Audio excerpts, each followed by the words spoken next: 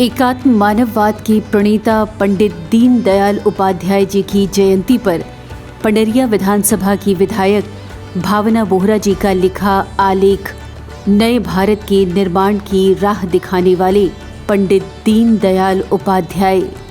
पंडित दीनदयाल उपाध्याय भारतीय राजनीति के एक प्रमुख विचारक हुए, जिन्होंने भारतीय संस्कृति, राष्ट्रीयता और अंत्योदय के विकास पर देश की राजनीति को एक नई दृष्टि दी। अंत्योदय का सिद्धांत विशेष रूप से महत्वपूर्ण है क्योंकि ये समाज के अंतिम व्यक्ति के उत्थान के लिए समर्पित है। स्वतंत्रता के बाद एक तरफ जहां भारत प्रगति के नए सपने देख रहा था, वहीं दूसरी ओर समाज की पंक्ति में आगे खड़े लोगों की दुर्दशा पंडित जी को बेचैन कर रही थी। उन्हें लग रहा था कि देश की तत्कालीन राजनीतिक व्यवस्था इस अंतर को मिटाने में सक्षम नहीं, क्योंकि व्यवस्था का दृष्टिकोण भारतीय नहीं है। इस उद्देश्य से उन्होंने समाज के अंतिम व्यक्ति के उत्थान के लिए अंत्योदय को एक मार्गदर्शक सिद्धांत के रूप में प्रस्तुत किया। दीनदयाल जी का मानना था कि विकास का असली मतलब केवल आर्थिक वृद्धि नहीं, बल्कि समाज के सबसे कमजोर वर्ग के उत्थान में है। किसी भी समाज की सच्ची प्रगति उस समाज के अंतिम व्यक्ति की भलाई से मापी जा सकती है। दीनदयाल जी के अंत्योदय का सिद्धांत न केवल आर्थिक विकास पर केंद्रित है, बल्कि इसमें सामाजिक न्याय और समानता भी शामिल है।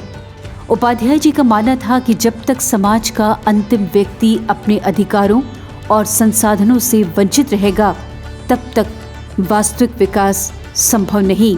पंडित दीनदयाल उपाध्याय जी के विचारों से प्रेरित और अंत्योदय के प्रति समर्पित हमारे माननीय प्रधानमंत्री श्री नरेंद्र मोदी जी भी राष्ट्र निर्माण की दिशा में अपने तीसरे कार्यकाल में सतत समर्पित हैं।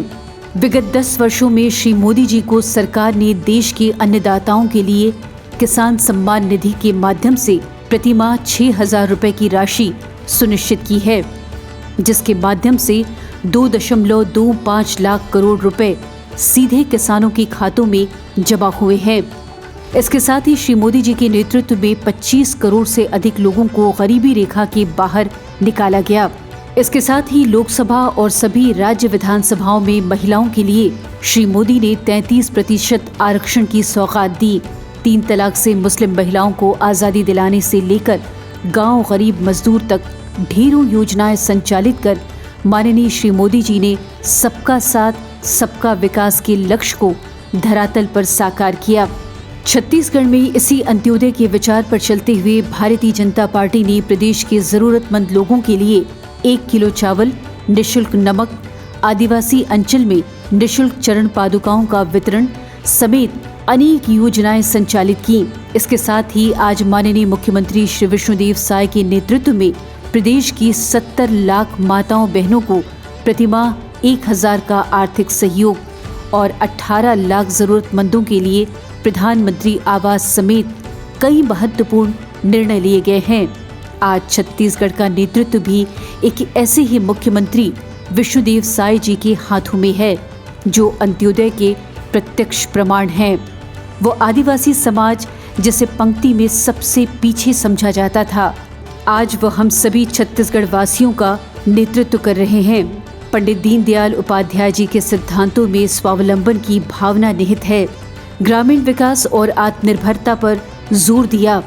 उन्होंने शिक्षा को अंत्योदय के लिए एक महत्वपूर्ण साधन माना। उनका मानना था कि शिक्षा ही लोगों को अपने अधिकारों और जिम्मेदारियों के प्रति जागरूक कर सकती है। दीनदयाल उपाध्याय का जीवन और उनके विचार भारतीय समाज के लिए एक प्रेरणा स्रोत है। उनका अंत्योदय का सिद्धांत आज भी प्रासंगिक है और ये दर्शाता है कि समाज के अंतिम व्यक्ति को भलाई के बिना सच्चा विकास कर पाना संभव नहीं।